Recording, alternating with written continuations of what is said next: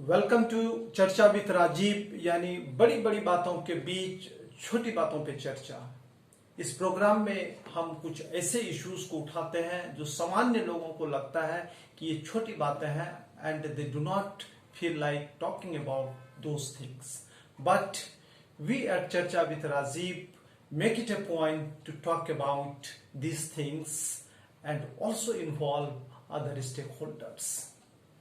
सबसे पहली बात जिस पे हम चर्चा करने जा रहे हैं वह यह है कि आपको पता है कि 31 अगस्त को आपने जो लोन लिया है, चाहे वो होम लोन हो, पर्सनल लोन हो, और चाहे वो क्रेडिट कार्ड के अगेंस्ट पेमेंट हो, चाहे इंडस्ट्रियल लोन्स हो, इस पे जो मोरिटोरियम है वो खत्म हो रहा है। यानी कि the relief which you had got from the central government, और I should say that the relief which you had got from the RBI, under which you were not supposed to pay the installments against the loans which you had taken from banks, that facility is going to be over by the end of this month, which means that from next month onwards you will have to pay the installment if you have taken any home loan and you were not making the payment. यानी कि clear है कि अगर आपने अगस्त तक moratorium का फायदा लिया था तो यह फायदा is going to be over for you. सितंबर से आपको इंस्टॉलमेंट पे करना पड़ेगा।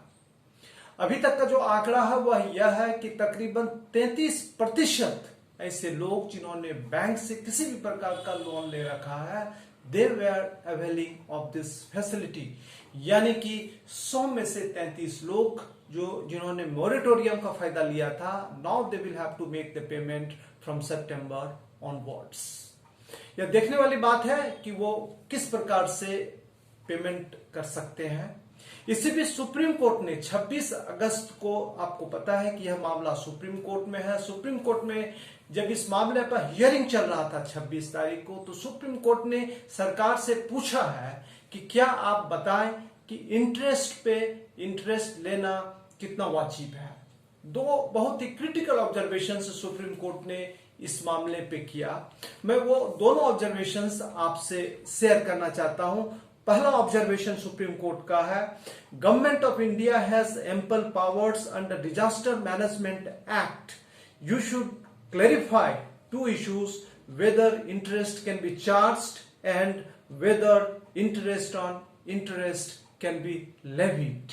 यानी कि सुप्रीम कोर्ट जानना चाहता है कि इस दरमियान जिन लोगों ने मॉरिटोरियम का फायदा उठाया या मॉरिटोरियम का जिनको आपने रिलीफ दिया, क्या आप उनसे इस पीरियड का इंटरेस्ट चार्ज कर सकते हैं या फिर इंटरेस्ट पे इंटरेस्ट भी लिया जा सकता है। दूसरा जो ऑब्जर्वेशन है सुप्रीम कोर्ट का वह यह है, the issue was created by your lockdown.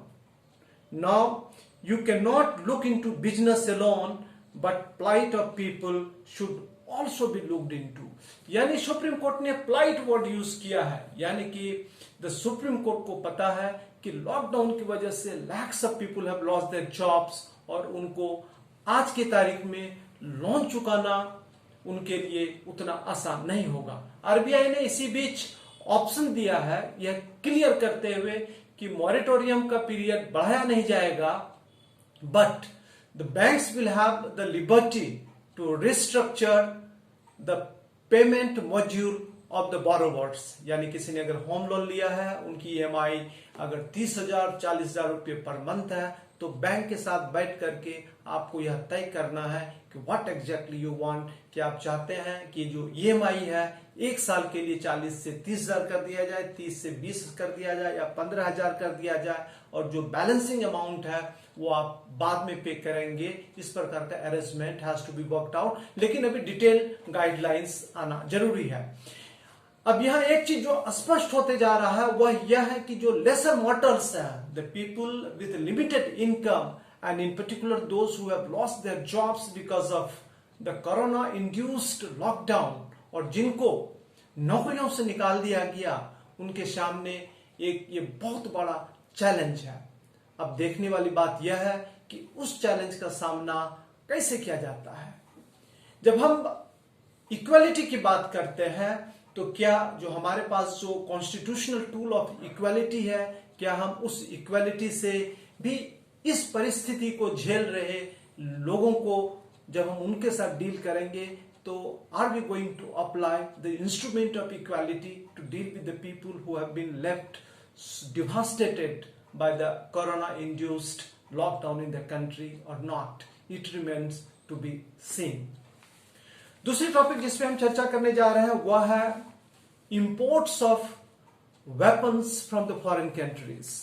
आपको पता है कि पूरे विश्व में कई ऐसे कंट्री हैं जो बहुत ही अत्याधुनिक मॉडर्न आर्म्स एंड एम्यूनिशंस का इंपोर्ट करते हैं।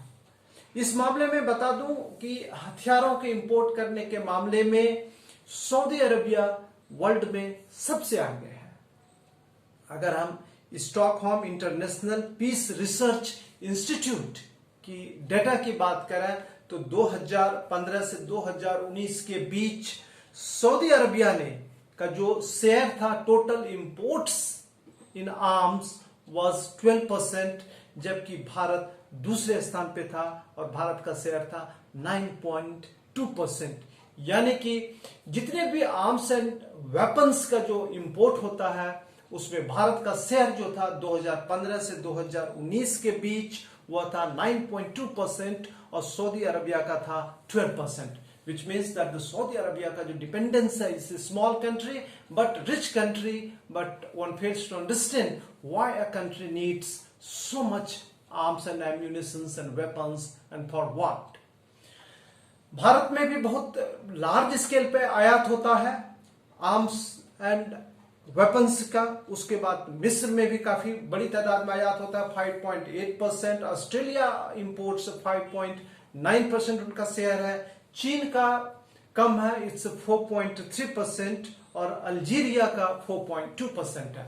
अगर हम चाइना से अपनी तुलना करते हैं तो हम यह देख सकते हैं, it's quite easy to understand that China का जो आर्म्स एंड एम्यूनिशंस या वेपन्स की जो जरूरत है उसका इन हाउस उत्पादन बहुत होता है और हमारे यहाँ शायद कम होता है। इसलिए हमें बाहर से जो मॉडर्न जो आर्म्स एंड एम्यूनिशंस वेपन्स हैं वो हमें इंपोर्ट करना पड़ता है। यानी कि आत्मनिर्भर भारत के लिए हमें इन सारे चीजों को अपने मुल्क में बनाने की जरूरत है। तीसरी बात जो मैं चाहता हूं कि we need to talk about in this चर्चा विद राजीव प्रोग्राम में वह यह है कि इंपोर्ट ऑफ एग्रीकल्चर प्रोड्यूसेस और export of agriculture produces from our country. यानी कि कृषि से रिलेटेड इंपोर्ट्स और एक्सपोर्ट का जो मामला है वह हमारे देश के लिए काफी महत्वपूर्ण है। It is important because in our country more than 70% people are dependent on agriculture.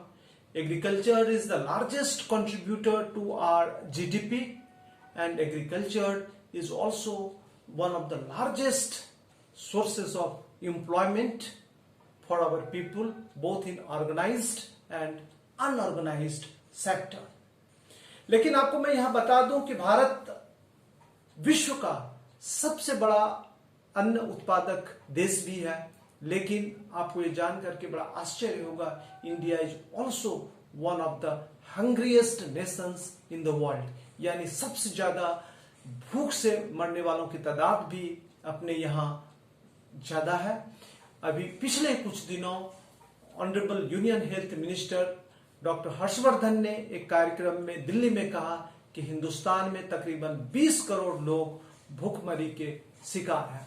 Then you can see the dichotomy, on the one hand we are producing so much, on the other we are not able to ensure that our people do not starve at all. अब भारत ने इसी बीच यह निर्णय लिया है कि भारत सरकार का ये एक टारगेट है कि 2022 तक हमारा जो एग्रीकल्चर एक्सपोर्ट है it should reach the figure of 60 billion US dollar, जो अभी तक तकरीबन 30 बिलियन यूएस डॉलर है। यानी कि अगले 2 साल में इसे दुगुना करने का टारगेट है। अब यहाँ एक महत्वपूर्ण सवाल यह उत्पन्न होता है कि जब हम कृषि से हमारी एक्सपेक्टेशन इतना है तो क्या जो फार्मर्स हैं, हमारे एग्रीकल्चरिस्ट्स हैं, उनकी स्थिति में कोई सुधार आएगा? भारत सरकार ने यह भी निर्णय लिया है कि 2022 तक हम किसानों का जो इनकम है उसको भी दुगुना करेंगे। मैं आपको बता दें कि हिंदुस्तान में तकरीबन 80% फार्मर्स जो हैं they are under some kind of debt, and the most of the people who commit suicide in our country they are farmers. यानी कि अपने देश में चूंकि फार्मर्स की जो लैंड होल्डिंग है वो बहुत कम है। I am not talking about rich farmers, I am talking about the poor farmers, lower middle class farmers, जिनकी स्थिति बहुत दयनीय है। चंडीगढ़ में एक विश्वविद्यालय है जिसको हम पंजाब यूनिवर्सिटी के नाम से पूरे विश्व में जानते हैं।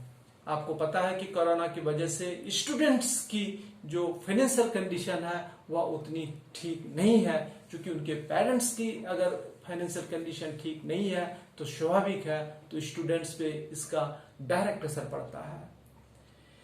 पीयू ने एक फैसला लिया है कि इस प्रकार के स्टूडेंट्स जिसको कोरोना की वजह से किसी भी प्रकार का आर्थिक समस्याओं का सामना करना पड़ रहा है, उनका जो ट्यूशन फी है वह माफ कर दिया जाएगा।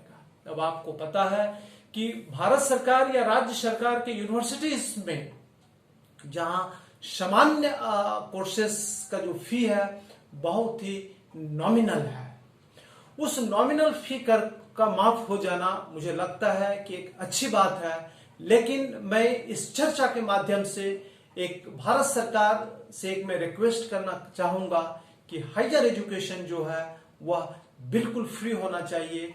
We should not charge anything from the students of our country, whether they are doing any course from Punjab university, Karnataka university, Delhi university, Bombay university और इवन आईआईटीज और आईआईएम्स में भी इसकी जो फीस होनी चाहिए सब्सिडाइज्ड होनी चाहिए, और at least it should be negligible for the students who are from the poor background whose financial condition is not so good.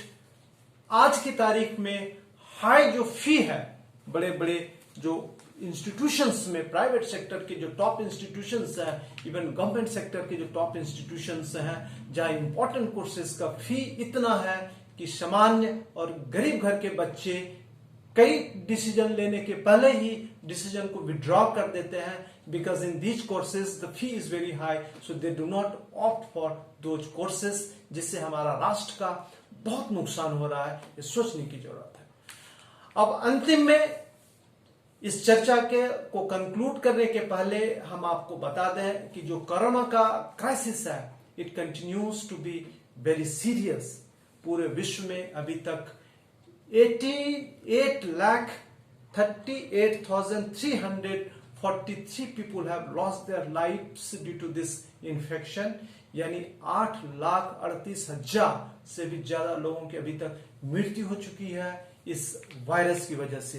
पूरे विश्व में तकरीबन 2.5 करोड़ लोग इनसे इन्फेक्ट हो चुके हैं। हिंदुस्तान में भी तकरीबन 35 लाख लोगों को इस वायरस ने इन्फेक्ट किया है और तकरीबन 68,000 लोगों की भी अपने मुल्क में मृत्यु हो चुकी है। यानी कि आप यह देख सकते हैं कि 35 लाख लोगों को अभी इस वायरस ने इन्फेक्ट किया है और उस 35 लाख में तकरीबन 68,000 लोगों की मृत्यु हो चुकी है। यानी कि यह हमारे लिए एक वेकअप कॉल है, क्योंकि हमारा देश का पॉपुलेशन 135 करोड़ है और इतनी बड़ी संख्या में अगर लोग हमारे मुल्क में रहते हैं और उसमें से सिर्फ 35 लाख लोगों को ही एवी इन्फेक्शन हुआ है ऑफिशियली, तो हम उम्मीद करते हैं कि हम ज्यादा से ज्यादा प्रयास करके इसके फैलाव को रोकेंगे, so that we could save more and more precious lives. Thank you so much.